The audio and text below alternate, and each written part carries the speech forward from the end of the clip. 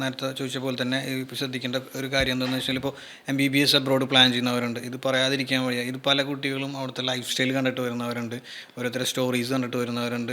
അല്ലെങ്കിൽ എൻ്റെ കസിൻ പോയി, അല്ലെങ്കിൽ എൻ്റെ ഫാദറിൻ്റെ ബ്രദറിൻ്റെ മകൻ പോയി, സിസ്റ്ററുടെ മകൻ പോയി എന്നൊക്കെ പറഞ്ഞിട്ട് പോകുന്നവരാണ് കൂടുതലും. ഇപ്പം ഞാനൊക്കെ അപ്രോച്ച് ചെയ്യുമ്പോൾ എനിക്ക് മനസ്സിലായത് നമ്മളുടെ റിയാലിറ്റി അവിടെ പറയുമ്പോൾ അവർ പറയണത് ഇന്നയാൾ പോയിട്ട് വന്നല്ലോ, ഇന്നയാൾ പോയിട്ട് സ്റ്റഡി ചെയ്യുന്നുണ്ടല്ലോ, കുഴപ്പമൊന്നുമില്ലല്ലോ, കുഴപ്പമില്ല എന്നാരാ പറഞ്ഞേ. അല്ല കുഴപ്പമുള്ളത് ഇനി ഇത് കോമഡി എന്താണെന്ന് വെച്ച് കഴിഞ്ഞാൽ ഇവരാ ഇപ്പോൾ പറയാതിരിക്കാൻ വയ്യ, ഏജൻസികൾ തന്നെ പറയാം, അല്ലെങ്കിൽ കൺസൾട്ടൻസികൾ ഈവണായാലും ഇപ്പോൾ ഏജൻസികളായാലും പറയണമെന്ന് വെച്ചാൽ ഒരു ഫ്രണ്ടിൽ വെക്കുന്ന ഫേസ് എന്താണെന്ന് വെച്ച് കഴിഞ്ഞാൽ പോയ കുട്ടികൾ, പഠിച്ചുകൊണ്ടിരിക്കുന്ന കുട്ടികളുടെ ഒരു പിക്ചറൊക്കെ കാണിച്ചിട്ട് നല്ലൊരു ടെസ്റ്റിമോണിയൽ ക്രിയേറ്റ് ചെയ്യപ്പെടും. Okay, it's fine. പക്ഷേ എന്ന് വെച്ചാൽ ആ കുട്ടികൾക്ക് പോലും അറിയില്ല ഇവിടെ NMCയുടെ റൂൾസ് എന്താണെന്നുള്ളതും ഓൺ ഗോയിങ് വരാൻ പോകുന്ന മാറ്റങ്ങളൊന്നും അവർക്ക് അറിയില്ല. ഈ കുട്ടികളെ വിളിച്ചിട്ട് നമ്മൾ നിങ്ങൾക്ക് റെഫർ ചെയ്തോ, നമുക്ക് ചെയ്യാമല്ലോ, നമ്മൾ ചെയ്യേണ്ട ആവശ്യമില്ല, നമുക്ക് അതിനുള്ള ഓപ്പർച്യൂണിറ്റി ആയിട്ട് പോലും നമ്മൾ ചെയ്യണില്ല. അതെന്ന് വെച്ചാൽ ഇതറിയേണ്ടത് പഠിച്ചു വന്ന ഡോക്ടർമാരിൽ നിന്നും പഠിക്കേണ്ടത്. ഇവിടെ പഠിച്ചു വന്നിട്ട് നിങ്ങൾ ഇപ്പോൾ ചോദിച്ചല്ലോ സ്റ്റഡി അബ്രോഡിലേക്ക് എങ്ങനെ ഒരു എന്താ പറയുക സ്റ്റെപ്പിംഗ് ടു സ്റ്റഡി അബ്രോഡ് എടുക്കേണ്ട ഒരു അഞ്ചാമത്തെ ഒരു ഫാക്ടർ ഞാൻ പറയുന്നത്, അവിടെ പോയിട്ട് നോക്കുക. ഇതൊരു കരിയർ കൺസൾട്ടിങ്ങിൻ്റെ ഭാഗം കൂടെ അവർക്ക് പഠിച്ചുകൊണ്ടിരിക്കുന്നവരോട്, വർക്ക് ചെയ്തുകൊണ്ടിരിക്കുന്നവരോട് പോയി ചോദിക്കുക, നിങ്ങൾ ചെയ്യുന്ന ജോലി നിങ്ങൾക്ക് സാറ്റിസ്ഫൈഡ് ആണോ, നിങ്ങൾ പുറത്ത് പോയി വന്ന് ലൈസൻസ്ഡ് ആയി ഇവിടെ വർക്ക് ചെയ്യുന്ന ആളല്ലേ, നിങ്ങളുടെ സാലറി എങ്ങനെയാണ്, ഇത് ഓക്കെ ആണോ, ഞാൻ പോകുന്നുണ്ട്, നിങ്ങൾക്ക് സജഷൻ എടുക്കാമല്ലോ. പോയി വന്ന ആളുകളോട് ചോദിക്കണം. പഠിച്ചുകൊണ്ടിരിക്കുന്ന കുട്ടികൾക്ക് ചിലപ്പോൾ കമ്മീഷന് കൈമടക്കം കിട്ടിയേക്കാം. അതിപ്പോൾ ഒരു ഏജൻസി പോയിട്ട് ഒരു 10,000 രൂപ കൊടുത്തു കഴിഞ്ഞാൽ അവർ നല്ലത് പറയുള്ളൂ. ഫീസ് അടക്കാൻ പറ്റുന്ന വലിയൊരു കാര്യമാണ്. അപ്പോൾ അങ്ങനെ ഒരു കാര്യം എന്ന് വെച്ച് കഴിഞ്ഞാൽ പഠിച്ചവരിൽ, വർക്ക് ചെയ്യുന്നവരിൽ നിന്ന്, ആയവരിൽ നിന്ന് പോയിട്ട് പഠിക്കുക. അതല്ലാതെ ആവാൻ പോകുന്നവരിൽ നിന്നല്ല പഠിക്കേണ്ടത്. കാരണം സ്റ്റുഡൻസിനെ കൊണ്ടൊക്കെ റെഫറൻസ് ചോദിച്ച് അവരോട് കാര്യങ്ങൾ ചോദിച്ച് അറിയണമെന്നില്ല. അവർക്ക് കറണ്ട് റൂൾസ് അറിയില്ല, ഗൈഡ് ലൈൻസ് അറിയില്ല, നോംസുകൾ അറിയില്ല. ഇവിടെ പല നിയമ മാറ്റങ്ങൾ വരുന്നുണ്ട്. ഇത് തമാശയല്ല, ഇത് മെഡിക്കൽ ഡോക്ടറായിട്ട് നാട്ടിൽ വന്നിട്ട് ആളുകളെ ചികിത്സിക്കേണ്ട ആളുകളാണ്. അപ്പം MBBS അബ്രോഡൊക്കെ തിരഞ്ഞെടുക്കുമ്പോൾ ഭയങ്കരമായിട്ട് ശ്രദ്ധിക്കേണ്ടതുണ്ട്. പിന്നെ FMGയുടെ പാസ് റേറ്റ് 26 എന്ന് പറയുന്നത് ഇപ്പോൾ ഒരു 10-15% ഒക്കെ ഉണ്ടായിരുന്നുള്ളൂ. ഇത് നമുക്ക് ടു ബി ഓണസ്റ്റ് ആയിരുന്നു. ഇത് പറയാതിരിക്കാൻ വയ്യ. കാരണം നമ്മളിതൊക്കെ സജസ്റ്റ് ചെയ്യണ തന്നെയാണ് സ്റ്റഡി MBBS അബ്രോഡൊക്കെ. പക്ഷേ 26% ആണ്. ഇത് ഫാക്റ്റ് പലർക്കും അറിയില്ല. ഇപ്പം ഇപ്പോൾ എല്ലാവരും അല്ല കേട്ടോ, ഇപ്പോഴത്തെ ഒരുവിധം പാരൻസൊക്കെ എല്ലാം അറിയുന്നുണ്ട്. ഇപ്പോൾ എല്ലാം അറിയാനുള്ള ഓപ്ഷൻസ് ഉണ്ട്. ChatGPT, ഗൂഗിൾ, യൂട്യൂബ് എല്ലാത്തിലും അറിയാവുന്ന ഓപ്ഷൻസ് ഉണ്ട്. അവർക്ക് തന്നെ നേരിട്ട് മിനിസ്ട്രിയുടെ സൈറ്റിൽ നോക്കാം. അപ്പോൾ ഇത് റെഫറൻസ് ത്രൂ മുഖാന്തരം അവർ സെറ്റാക്കി വെച്ച് സീൽ ചെയ്ത് വെച്ചിട്ടുണ്ട്. അവിടുന്ന് അങ്ങോട്ട് ഇൻഫർമേഷൻ അവർക്ക് കിട്ടാത്ത രീതിയിൽ സീൽ ചെയ്ത് വെക്കുന്നവരുണ്ടാവും. അപ്പോൾ അവർക്ക് അങ്ങനെയൊന്നും പറഞ്ഞിട്ടൊന്നുമില്ല. അതൊക്കെ വെറുതെ മറ്റുള്ള കൺട്രികൾ എൻ്റർടൈൻ ചെയ്യാൻ വേണ്ടി പറയണതാണ്. നിങ്ങൾ ഈ കൺട്രി തന്നെയാണ് ഏറ്റവും നല്ലത്. അപ്പോൾ കൺട്രി വൈസ് ഞാൻ പറഞ്ഞല്ലോ, കൺട്രി ചൂസ് ചെയ്യുമ്പോൾ ആദ്യം ഡിസിഷൻ എടുക്കുക. ഓക്കെ, ആൾ MBBS ഐഡൻറ്റിഫൈ ചെയ്തു, പിന്നെ ആൾ കോസ്റ്റ് അറിഞ്ഞു, പിന്നെ ആൾ കൺട്രി ചൂസ് ചെയ്യുമ്പോൾ 3ാമത്തെ സ്റ്റേജും 5ാമത്തെ സ്റ്റേജും വളരെ ശ്രദ്ധിക്കണം. ഈ 5ാമത്തെ സ്റ്റേജ് എന്ന് പറഞ്ഞാൽ ആരെങ്കിലും പോയിട്ട് സജഷൻ എടുക്കുക എന്നുള്ളതാണ്. സജഷൻ എടുക്കേണ്ടത് എവിടെയാണ്? ഓൺ ഗോയിങ് സ്റ്റുഡൻസിൻ്റെ അടുത്തല്ല ഞാൻ പറഞ്ഞു വരുന്നത്. പഠിച്ച് വന്ന് ഡോക്ടർ അടുത്ത് വേണമെങ്കിൽ ചോദിക്കാം, ഡോക്ടർ ആവാതിരിക്കുന്നവരുണ്ടാവും, അവരോടും ചോദിക്കാം. അല്ല, ഞാൻ രണ്ടോ അഭിപ്രായം പറയാം. കാരണം സ്റ്റഡി അബ്രോഡിൽ പോയിട്ട് ചിലപ്പോൾ ഡോക്ടറായിട്ട് വർക്ക് ചെയ്യണമെന്നറിയില്ല, വേറെ എന്തെങ്കിലും ഫീൽഡിലേക്ക് നീങ്ങിയിട്ടുണ്ടാവും. ഇപ്പോൾ അതിനെപ്പറ്റിയൊക്കെ ഒരുപാട് വിവാദങ്ങൾ ഇപ്പോൾ വരുന്നുണ്ട്. ഇപ്പോൾ അബ്രോഡ് എഡ്യൂക്കേഷനിൽ പല നോംസുകൾ അംഗീകരിക്കുന്നില്ല, പൂർണ്ണമായിട്ടും ഗൈഡ് ലൈൻസ് അംഗീകരിച്ച കൺട്രി ആണോ, ഇപ്പോൾ നാട്ടിലുള്ള പോലെ തന്നെയാണെന്ന് സമർത്ഥിക്കുന്നവരുണ്ട്. അതാണ് ഇപ്പോൾ വിഷയം. രണ്ടും ഒരുപോലെ അല്ല എന്നുള്ളത് തന്നെയാണ് ഇപ്പോൾ ചർച്ചകൾ. ഇപ്പോൾ നാട്ടിലുള്ള ഇന്ത്യൻ സ്റ്റുഡൻസ് ആയാലും FMG ആയാലും തമ്മിലുള്ള തർക്കങ്ങൾ നടക്കുന്നതും, ഇപ്പോൾ നാട്ടിലുള്ള പോലെ പ്രമുഖ കരിയർ കൺസൾട്ടന്മാരൊക്കെ ഇതെടുത്ത് കാര്യമായിട്ട് ചെയ്യുന്നുണ്ട്, കാര്യമായിട്ട് ചുമരിൽ ഒട്ടിക്കുന്നുണ്ട് ഈ വിഷയങ്ങളെ. ഞാനും കുറേ അലഗേഷൻസ് കേട്ടിട്ടുണ്ടായിരുന്നു സ്റ്റഡി ഇൻ അബ്രോഡ് MBBSനെ പറ്റിയിട്ട്. ഒരു ഫേമസ് ആയിട്ടുള്ള ഒരു കോച്ചിങ് സെന്ററിനെ പറ്റിയിട്ട് ഒരു യൂട്യൂബർ എന്തോ പറഞ്ഞിട്ടുണ്ടായിരുന്നു. കോച്ചിങ് സെന്റർ നടത്തുന്ന ആരെങ്കിലോ എന്തോ സംതിങ്, എനിക്ക് കറക്റ്റ് ഓർമ്മയില്ല. അതിനെപ്പറ്റി ഒരു വിവാദങ്ങൾ, പുള്ളി ഒരുപാട് അലിഗേഷൻസ് ഒക്കെ ചെയ്തിരുന്നു സ്റ്റഡി അബ്രോഡിനെ പറ്റി. അല്ല, അത് പുള്ളി പറയുന്നതിൽ ഒരുവിധം ശരി തന്നെയാണ്, അതിലൊന്നും തള്ളിക്കളയാൻ പറ്റില്ല. ഇപ്പോൾ പുള്ളി പറയണമെന്ന് വെച്ചാൽ ഇത് പ്രൊമോട്ട് ചെയ്യപ്പെടുന്നത് ഒരുപാട് വ്ളോഗർമാരും ഒരുപാട് മന്തി വ്ളോഗേഴ്സും ബിരിയാണി വ്ളോഗേഴ്സും ലൈഫ് സ്റ്റൈൽ വ്ളോഗേഴ്സും ഇതൊക്കെയാണ് അവർ ചെയ്യുക. പുള്ളി പറഞ്ഞാൽ എന്താ തെറ്റ് പറഞ്ഞത് ശരി തന്നെയാണ്. അപ്പോൾ അത് തള്ളിക്കളയാൻ പറ്റില്ല. അപ്പോൾ അവരാണോ അത് ചെയ്യേണ്ടത്, അതെ, അപ്പോൾ അവരാണോ ചെയ്യേണ്ടത് എന്നുള്ളതാണ് അവർ ചോദിക്കുന്നത്. അപ്പോൾ അത് പുള്ളിനെ പറയാൻ തള്ളിക്കളയാൻ പറ്റില്ല. പക്ഷേ ഒരുപാട് നോംസുകൾ പുള്ളി പറയുന്നതെല്ലാം പ്രോപ്പറാണെന്നില്ല. ഇപ്പോൾ നോംസുകൾ അംഗീകരിക്കണമെന്നില്ല എന്നുള്ളൊരു വാദത്തിലാണ് നടക്കുന്നത്.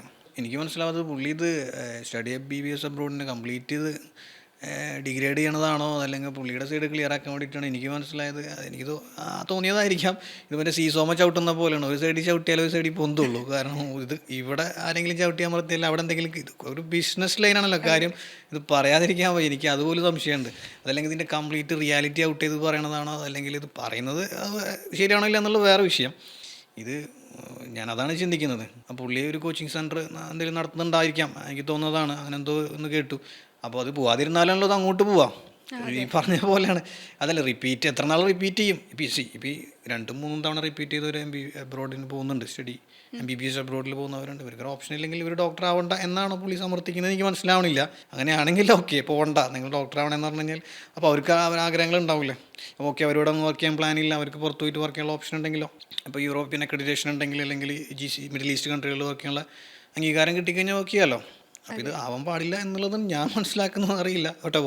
അപ്പോൾ മറ്റൊരു വീഡിയോയിൽ കാണാൻ കഴിഞ്ഞതെന്ന് വെച്ചാൽ ഒരു കൺട്രീനെ പ്രൊമോട്ട് ചെയ്യണ കൊണ്ട് ഒരു വിദേശ കൺട്രീനെ ബംഗ്ലാദേശിലേക്ക് പോകാം എന്ന് പറഞ്ഞിട്ട് ഞാൻ എന്തോ കേട്ടു. ബംഗ്ലാദേശിലേക്ക് ചെന്നാൽ മതി, ബംഗ്ലാദേശ് ആപ്റ്റായ കൺട്രിയാണ്, അപ്പോൾ കുട്ടികൾക്ക് ഓക്കെ ആയിട്ടുള്ള കൺട്രി. നല്ല പറഞ്ഞത് ശരിയാണ്. ബംഗ്ലാദേശ് എല്ലാവിധ അംഗീകാരങ്ങളും അതായത് ഒബേ ചെയ്തുകൊണ്ട് പോകുന്ന കൺട്രി തന്നെയാണ്. ബംഗ്ലാദേശിൽ പഠിക്കാൻ ടൈം എന്തായാലും പ്രിഫർ ചെയ്യണ്ട. പാർട്ട് ടൈം അല്ല പ്രൈമറി. അത് അവിടെ സ്റ്റഡീസിന് റീസൺസ്ഡ് ആവോ അല്ലെങ്കിൽ ഇവിടെ അംഗീകരിക്കപ്പെടും, ഡോക്ടറായിട്ട് വർക്ക് ചെയ്യാൻ പറ്റുമോ, ട്രൈ ആവുമോ എന്നുള്ളതൊക്കെയാണ് ആദ്യത്തെ ചർച്ച. പാർട്ട് ടൈം ഒക്കെ രണ്ടാമത്തെ ചർച്ചയാണ്. പാർട്ട് ടൈം പ്രിഫർ ചെയ്യാറില്ല പലരും. കാരണം ഈ ഫണ്ടുള്ള അത്യാവശ്യം ഫണ്ട് സെറ്റിൽ ചെയ്തിട്ടുണ്ട് എല്ലാവരും പോണത്. ഓൾറെഡി ഒരു പ്ലാനിങ് ഉണ്ടാവും. ഒരു 35-40 lakhs ഒക്കെ ഉള്ളവരാണ് മാക്സിമം പോകണുള്ളൂ. അല്ലാതെ 1 കോടിയുള്ളവർ പോയിട്ട് സ്റ്റഡി അബ്രോഡിൽ ചെയ്യൽ വളരെ കുറവാണ്. കുറച്ച് നല്ല UK പോലുള്ള കൺട്രികളിൽ പ്ലാൻ ചെയ്യുള്ളൂ, യൂറോപ്പ് പോലുള്ള കൺട്രികളിൽ പ്ലാൻ ചെയ്യുള്ളൂ, UK, കാനഡ. ബഡ്ജറ്റാണ് വിഷയം. ബഡ്ജറ്റ് കുറവുള്ളതുകൊണ്ടാണ് ഇങ്ങോട്ട് പോകുന്നത്. അപ്പോൾ പാർട്ട് ടൈമും ചിലപ്പോൾ നോക്കിയേക്കാം. ഇപ്പോൾ ജോർജിയൊക്കെ പാർട്ട് ടൈം ആണെന്നും പറഞ്ഞിട്ടൊക്കെ പലരും ചെയ്യാറുണ്ട്. ജോർജിയൊക്കെ പാർട്ട് ടൈമേ ഇല്ല, അത് ചിന്തിക്കേ വേണ്ട. അപ്പോൾ അങ്ങനെയൊക്കെ പ്രൊമോട്ട് ചെയ്യണമെന്ന് എനിക്കറിയില്ല. കാരണം എൻ്റെ ഒരു സുഹൃത്ത് അവിടെ ഒരു ഹോസ്റ്റൽ വർക്ക് ചെയ്യുന്നുണ്ട്, ഹോസ്റ്റൽ റൺ ചെയ്യുന്നുണ്ട്. പുള്ളി പറഞ്ഞു വെച്ചാൽ പുള്ളിയുടെ ഇപ്പോൾ 4 മണിക്കൂർ ജോലി എടുക്കുന്ന ഒരു ജോലിക്കാരന് ഞാൻ കൊടുക്കുന്നത് ആകെ 25,000, 30,000-40,000 രൂപയുണ്ട്. പിന്നെ എങ്ങനെ പാർട്ട് ടൈമർക്ക് കൊടുക്കാം? പാർട്ട് ടൈമർ ആണെങ്കിൽ ഒന്ന് ചവിട്ടുകയും ചെയ്യും. അപ്പോൾ അത് പാർട്ട് ടൈം ജോലിയൊക്കെ ചെയ്യാം എന്നൊക്കെ പറയുന്നത് വെറുതെയാണ്. ഫുൾ ഫീസ് അടക്കാം, ഹോസ്റ്റൽ ഫീസ് ഒക്കെ അടക്കാം, അതൊക്കെ വെറും മിഥ്യാധാരണയാണ്. ടു ബി ഓണസ്റ്റ്, അങ്ങനെ സംഭവം ചിന്തിക്കുക വേണ്ട പിള്ളേർ. ലിവിങ് എക്സ്പെൻസ് ഒരുപാടായിരിക്കുമല്ലോ. ലിവിങ് എക്സ്പെൻസും ഫീസും എല്ലാം കൂടെ കണക്ക് കൂട്ടിയിട്ട് അബ്രോഡിലേക്ക് പോകാൻ പ്ലാൻ ചെയ്യാൻ പാടുള്ളൂ. അത് വലിയൊരു കാര്യമാണ്. അതല്ലാതെ 1.5 ലക്ഷത്തിന് പഠിക്കാം, 2 ലക്ഷം അതിലില്ല. ജോർജിയൻ കറൻസിയിൽക്കാണ്. ജോർജിയ ആണെങ്കിൽ യൂറോപ്യൻ ഓക്കെ ഡോളർ കൺവേർട്ട് ചെയ്യുമ്പോൾ, ഡോളർ ജനറലി യൂറോ അല്ലെങ്കിൽ ഡോളർ കൺവേർട്ട് ചെയ്യുമ്പോൾ എമൗണ്ട് തന്നെയാണ്. അത് കൺവേർട്ട് ചെയ്യുമ്പോൾ സ്വിസ് കൺട്രീസിലൊക്കെ ഫീസ് കുറവാണെന്നുള്ളത്. നമ്മുടെ നാട്ടിലാണ് ഏറ്റവും കൂടുതൽ ഫീസ് വരുന്നത്. അപ്പോൾ 1 കോടി രൂപ ഒന്നും കൊടുത്ത് പഠിക്കേണ്ട എന്നുള്ളത് അഡ്വാൻറ്റേജ് ആണ്. അപ്പോൾ ഇത്തരം ബംഗ്ലാദേശ് പോലുള്ള കൺട്രികൾക്ക് പഠിക്കാൻ പോയി കഴിഞ്ഞാൽ കോമഡി ആയിരിക്കും. അവിടെ പല ആഭ്യന്തര വിഷയങ്ങളും നടക്കുന്നുണ്ട്, പല വിഷയങ്ങളും. അപ്പോൾ അവിടെയുള്ള ഒരു പേഴ്സണലി അറിയുന്ന ആളായിട്ടൊക്കെ ബന്ധപ്പെട്ടപ്പോഴായാലും പുതിയ ഘട്ടപ്പോൾ ഞാനത് ബന്ധപ്പെട്ട് നോക്കി. നമുക്കറിയാം ഇങ്ങോട്ട് വിടണ്ട എന്ന് തന്നെയാണ് പറഞ്ഞത്. ഇവിടെ വിടണ്ട, പ്രത്യേകിച്ച് ഒരു പർട്ടിക്കുലർ റിലീജിയസിൽപ്പെട്ട ആളുകളാണെങ്കിൽ വിട്ടോ ഇല്ലെങ്കിൽ വിടണ്ട എന്ന് പറഞ്ഞു.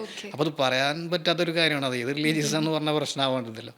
അപ്പോൾ അങ്ങോട്ട് പോകാൻ പറ്റുന്ന കൺട്രി അല്ല. കുട്ടികൾക്ക് ഓക്കെയാണ് ക്രൈറ്റീരിയ, അതായത് ഗൈഡ് ലൈൻസ് ഒക്കെ വെച്ച് നോക്കുകയാണെങ്കിൽ ഓക്കെയാണ്. അവിടെ MBBS കംപ്ലീറ്റ് ചെയ്യാൻ പറ്റുന്ന കൺട്രി തന്നെയാണ്. പഠിക്കാനുള്ള സാഹചര്യം ഒന്നുമില്ല. പിന്നെ അത് മാത്രമല്ല സേഫ്റ്റിയും കൂടെ നോക്കണം. അപ്പോൾ അതുകൊണ്ടാണ് പേരൻസ് ഒക്കെ ഇത്തരം കൺട്രികളിലൊക്കെ വിടുന്നത്. പക്ഷേ ഈ പുള്ളി പറയുന്നതിൽ ഈ പറഞ്ഞ പോലെ കുറഞ്ഞ പൈസ ഒക്കെ മേടിച്ചിട്ട് തോന്നി യൂണിവേഴ്സിറ്റി പോയി ചേർന്നിട്ട് ഡോക്ടർ ആവാതിരിക്കണോ എന്നുള്ളത് കുറച്ചുകൂടെ പൈസ കൊടുത്തിട്ട് നല്ല റെപ്യൂട്ടഡ് ആയിട്ടുള്ള അംഗീകാരമുള്ള യൂണിവേഴ്സിറ്റി പഠിക്കുന്നതാണ് നല്ലത്. അത് വേറെ വിഷയം, അത് തള്ളിക്കളയാൻ പറ്റില്ല. പുള്ളി പറഞ്ഞത് നേരത്തെ പറഞ്ഞ പോലെയാണ്. പുള്ളിയുടെ ടേംസ് എവിടെ സ്റ്റാൻഡ് എന്ന് മനസ്സിലാവണില്ല. ഇത് കുറേ പേരെ ഡിഗ്രേഡ് ചെയ്ത് അലേഗേഷൻ കൊടുത്ത് വിഷയമാക്കി മാറ്റണമെന്നൊന്നും അറിയില്ല കേട്ടോ.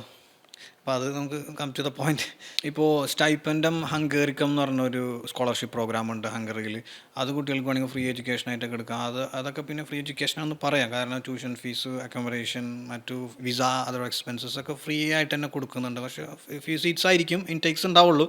പക്ഷേ എല്ലാവർക്കും അപ്ലൈ ചെയ്യാം. ഒരു 60% ജോബൊക്കെ മാർക്കുള്ളവർക്കൊക്കെ ഒന്ന് അപ്ലൈ ചെയ്യാമെന്നാണ് ഹംഗറിയിൽ.